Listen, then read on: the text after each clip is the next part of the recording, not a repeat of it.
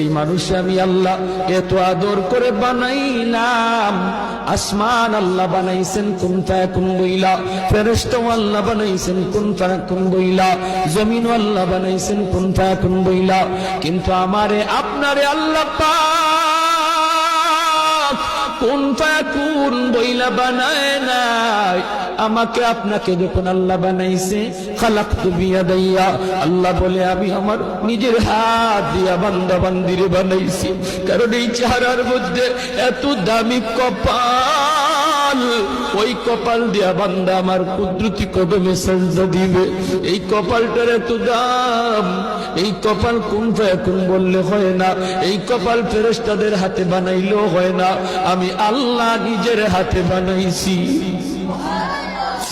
আল্লাহ পাক কই আমি আল্লাহ দেখি জমিনে কেমন অন্যায় হয়, অত্যাচার কেমন জুলুম হয়।